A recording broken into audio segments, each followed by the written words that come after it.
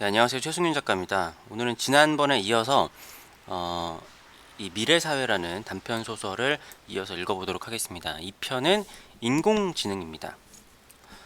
부모 자식이라는 가족의 굴레가 없어진 인간은 지난 수천 년간 이어왔던 하나의 전통이 사라지기 시작했다. 그것은 다름 아닌 부의 되물림이었다. 자식이 없기 때문에 부를 쌓더라도 유산을 남길 곳이 없었다.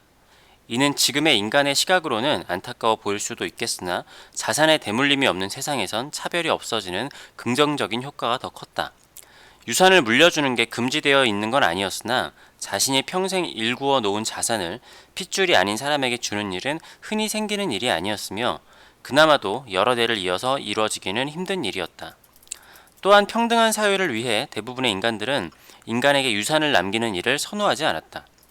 때문에 사람들은 죽을 때 자기와 평생 함께했던 인간 외의 존재에게 자산을 남겨주는 행위를 하곤 했다.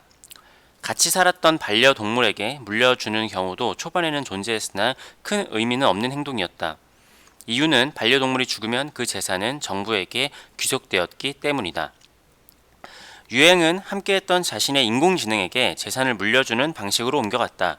자신이 죽은 후에 자산을 물려받은 인공지능이 반려동물까지 보살필 수 있었기 때문에 더 합리적인 결정이었다.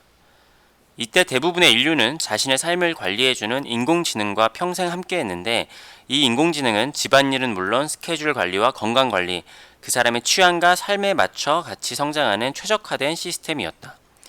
사람을 평가할 때도 단발성의 시험이나 조작하기 쉬운 평가서가 아닌 객관적인 인공지능의 분석을 통해 이루어졌기 때문에 사람들은 더 이상 공정성에 의문을 제기하지 않았다.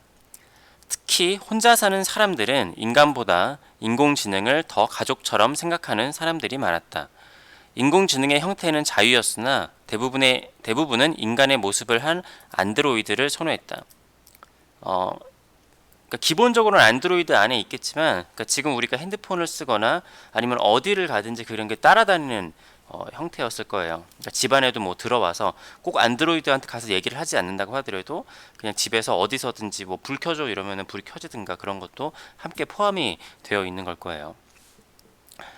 그리고 이러한 변화는 인간들에게 그동안 이어져 왔던 큰 개념이 바뀌는 계기가 됐다. 생각해보면 인류의 오랜 역사 동안 벌어졌던 대부분의 사건 사고의 원인은 자산의 이동 때문이었다.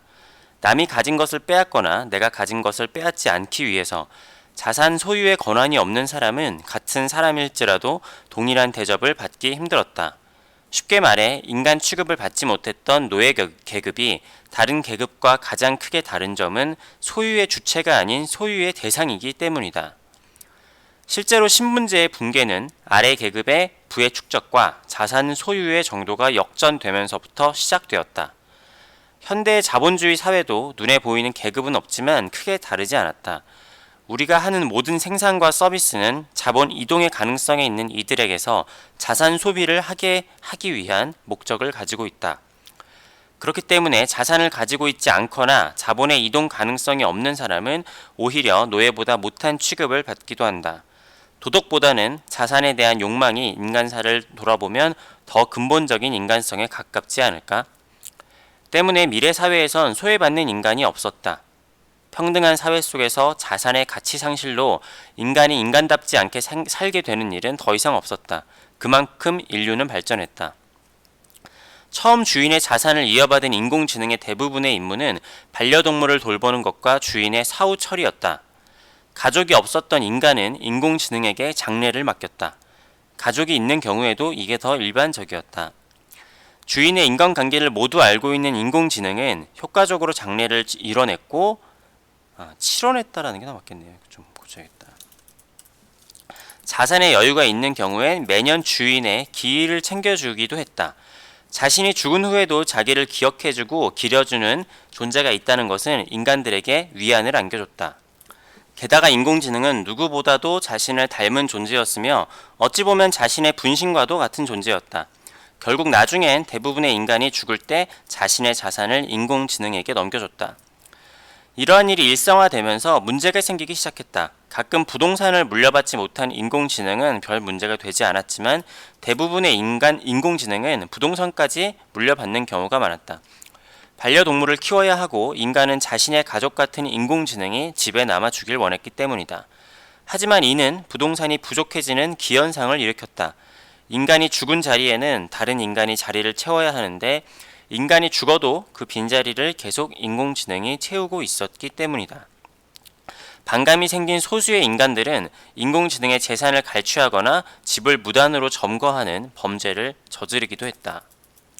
이는 사회 문제를 야기했는데 죽은 이의 유언으로 효력에 있는 자산을 정부가 무단으로 강탈할 수는 없었으므로 인공지능에게 자산의 매매 권리를 법적으로 부여하게 된다. 사실 인공지능에게 혼자 남겨진 넓은 집은 불필요했으나 인간과 같은 매매 권리가 없었기 때문에 어쩔 수 없이 집을 지키던 상황이었기 때문이다.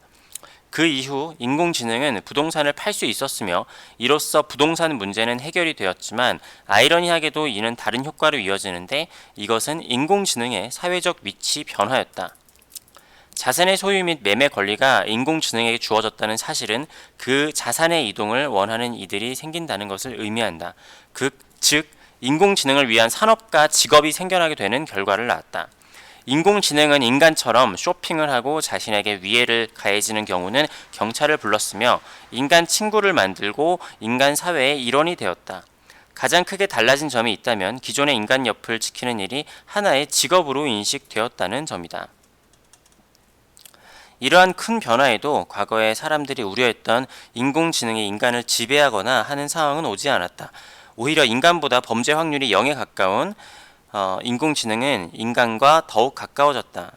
인간을 믿지 않는 사람은 있었으나 인공지능을 믿지 않는 사람은 없었다.